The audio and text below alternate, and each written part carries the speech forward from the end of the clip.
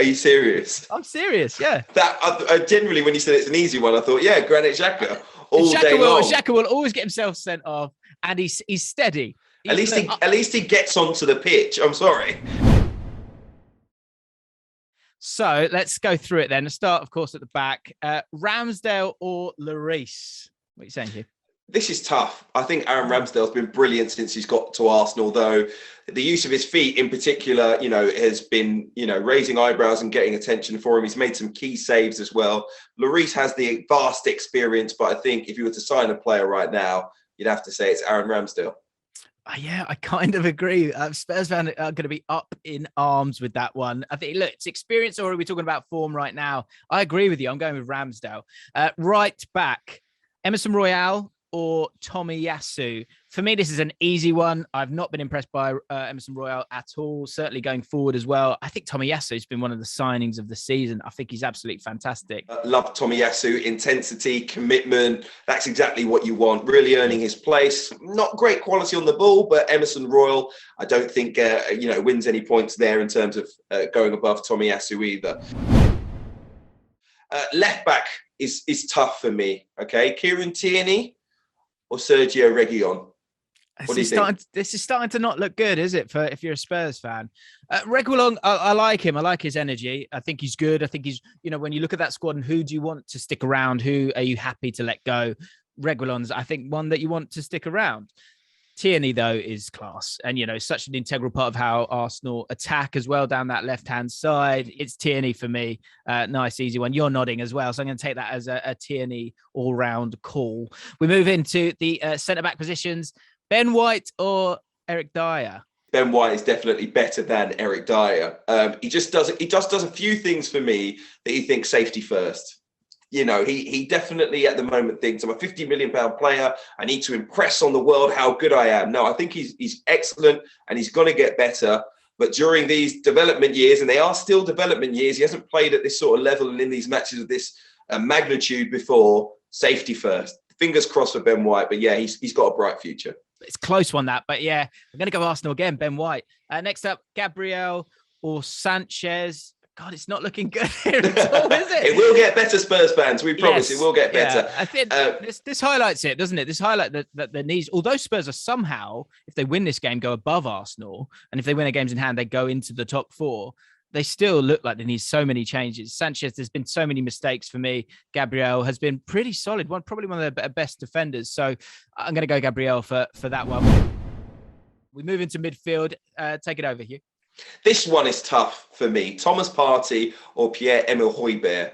It's a tough one. I actually think Højbjerg's probably more important to Tottenham than Partey is for Arsenal. But in terms of the quality of the two players, it's tough to call. I actually went just with Partey. What about you?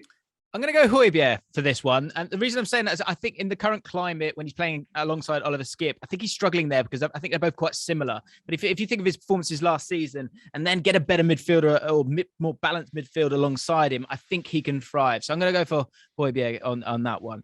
Xhaka or Ndombele? This is an easy one for me. I know he's had his problems, booed off at the weekend as well, but Ndombele has so much talent. It's got to be Ndombele for me. Are you serious? I'm serious, yeah. That generally, when you said it's an easy one, I thought, yeah, Granit Xhaka all day long. Xhaka will always get himself sent off, and he's steady.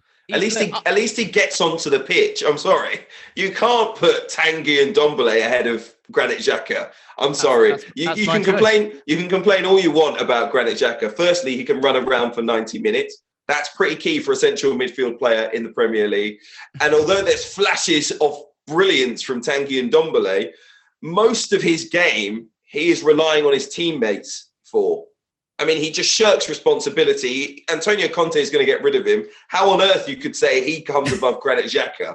That is absolutely disgraceful. No, let's move on. Based on talent, Ndombele's got more talent for me, definitely. Cool. Freestyle Football League, here he comes.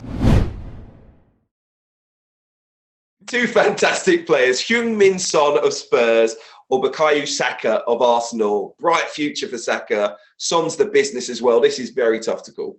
Today, Son.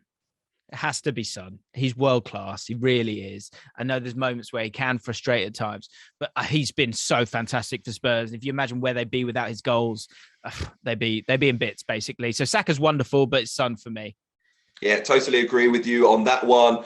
This one is, well, maybe it's easier than most people would say. Emil Smith Rowe or Dele Alli? I think for the Ndombele reasons, you'd probably have to say Smith Rowe, wouldn't you? Yes, I think Smith Rowe, absolutely. I think his intelligence is superb. I think he's more they both get into similar areas actually on the pitch. I think Smith Rowe's far better technically when he does get on the ball. So I would go for Smith Rowe. You agree with that one, yeah? Yeah. Next up, Martinelli or Lucas Moura. This is tough because both players are in great form. I'm going to go for Lucas Moura on this one, just because I think he's been fantastic. Certainly since Antonio Conte's come in the side, I think he's really gone up a level, which is great to see, because I'm always wondering what is his level, and I hope there's a higher ceiling than we've seen so far. But at the moment, I think I'd definitely take Moura if I was putting a team out this weekend. Gabriel Martinelli, for me, is becoming an integral part of Arsenal's team on the left-hand side. He's so direct, so incisive. I actually think his end product is better than Lucas Moura's, which is why I went for him. Similar players in many ways. I just think Martinelli probably has a better eye for goal. His passing's better as well. Of course, Moura has all those natural ingredients of a fantastic player. But yeah, for me, it's Martinelli. Okay, and last up, Lacazette or Kane? Surely you're not throwing a curveball right at the end here, Hugh, surely. Harry Kane, all day long. Thank you. Yeah, world class. Yeah, easy one, that one, definitely. Harry Kane. So what do you think, guys? Let us know when it comes to this game. First of all, get your predictions down below.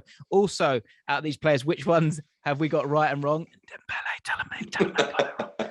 And finally, question for you. I'm going to go, I think at the end of this season, Arsenal will be above Spurs. What do you think? What's your prediction?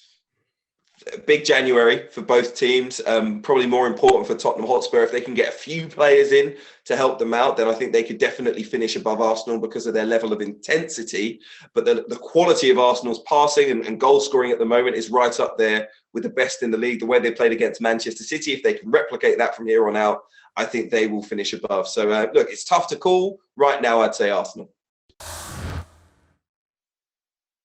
Hi guys, James Alcott here from ESPN's Football Forecast. Thank you for watching. If you've enjoyed the video and you want to check out more, make sure you subscribe to ESPN UK.